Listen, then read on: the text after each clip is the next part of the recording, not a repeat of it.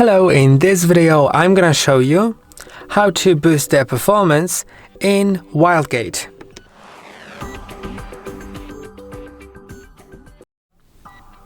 To boost your performance, we'll start with trying to get better performance in your game without sacrificing much visual quality, and let's begin with the options. So let's go to options, then go to video, and let's begin with the first setting, which is a dynamic enhanced resolution. It is worth to have it off, so it locks the resolution scale and gives you more consistent performance. Dynamic resolution can cause noticeable blurriness during intense moments, so disabling it may improve image clarity and prevent frame drops. Then also the motion blur. The motion blur may be also quite important, because here it's worth actually turning it off. It doesn't really affect performance, so but makes the image clearer, because I not only want to tell you how to get the best performance and better graphics, I want to help you to have the best performance you can get without sacrificing the quality too much. So let's leave the motion blur off and dynamic enhanced resolution off. Then clamp fog resolution to 2K. That option is just a visual effect in the distance, so turning it off can slightly boost performance without really affecting your gameplay experience, so I'll turn that off. Now let's go to the next things. So the resolution scale, reducing it slightly will help you, because if you're at 100%, try lowering it to 85 or 90%. It will free up GPU power without making the game look too blurry. I have it at 63 and it's just fine. Now let's go to the next thing, the quality presets. You can set it to like the minimal or fast. These are presets, so the preset actually changes everything here. And the lower option is set it to, the better the performance will be. But of course it may sacrifice some quality here, so I'll leave it on balanced actually. And let's move it to let's actually adjust a few settings manually, so we don't sacrifice the quality as much. Now let's go to the effects. You can see effects here. And lowering this impacts explosions and particle effects, but not core visuals. So set it to medium or low. Let's set it to low even. It's not that important here. Now the next thing is shadows. This one hits performance hard, and dropping it to medium or even low will make a big difference in performance, but I never really notice it in like quality, you know?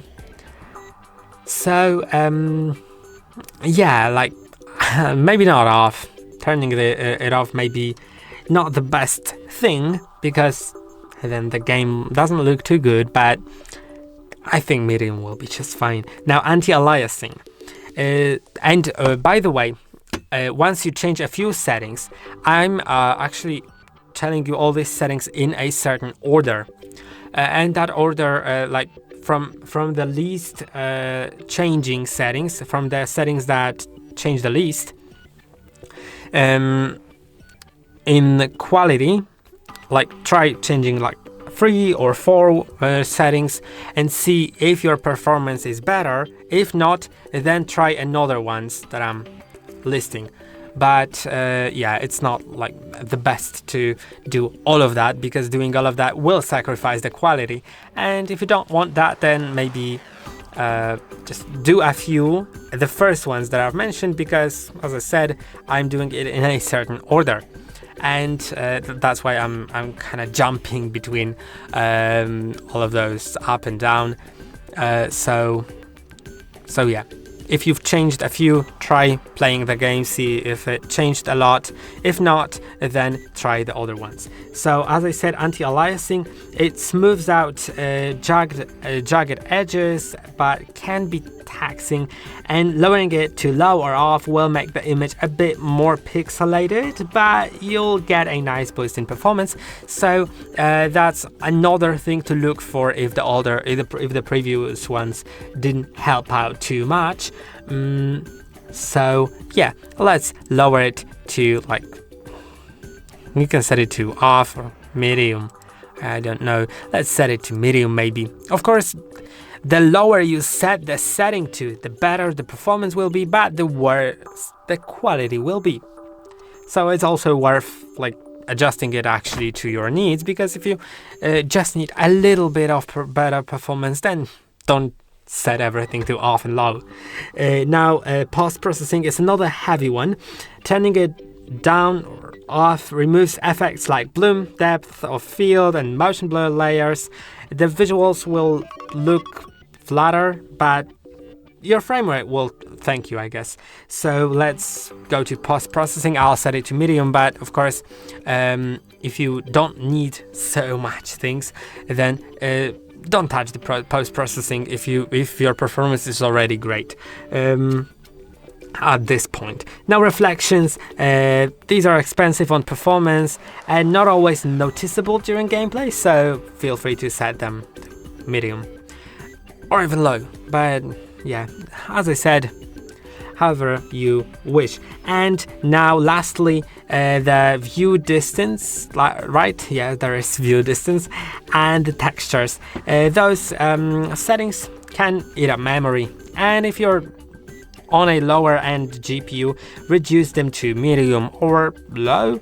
And view distance mostly matters in large open maps, while texture resolution affects how detailed surfaces appear. Of course, we have large open maps in this game, but it doesn't matter as much, I think.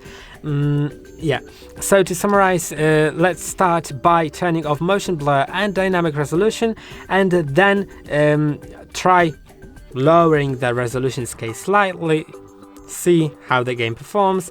If not as expected, then reduce effects, shadows, anti-aliasing, see how it works. If still you need something, reflections, post-processing, one by one. Just try to not change too much, because it will sacrifice the quality, right, if you change too much.